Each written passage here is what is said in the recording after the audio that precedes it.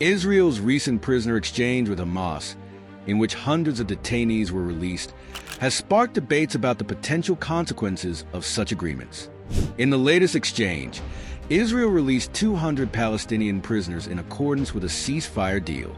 Among those released were 70 prisoners deported to Cairo, where they were welcomed by delegations from Hamas and Islamic Jihad. Zaher Jabarin, a senior Hamas official, described the release as a historic victory for the Palestinian resistance, pledging continued efforts to free all prisoners.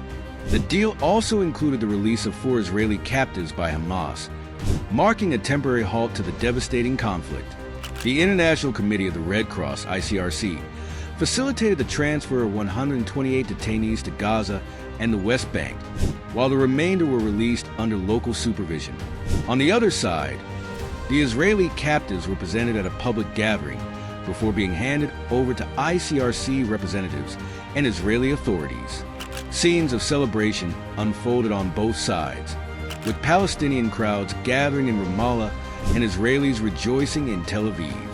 However, concerns remain that such exchanges may empower groups like Hamas to plan future attacks, reminiscent of past scenarios involving released prisoners. This exchange comes in the shadow of the October 7, 2023, Hamas-led assault on southern Israel, which resulted in over 1,100 Israeli deaths and the abduction of more than 200 hostages. Israel's response has been equally devastating, with over 47,000 Palestinians killed in Gaza, according to local health authorities. Much of Gaza's infrastructure has been destroyed, leaving northern Gaza uninhabitable for displaced Palestinians.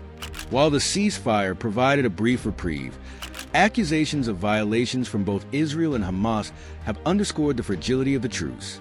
Tensions over the exchange remain high, with disputes about specific prisoners creating additional obstacles.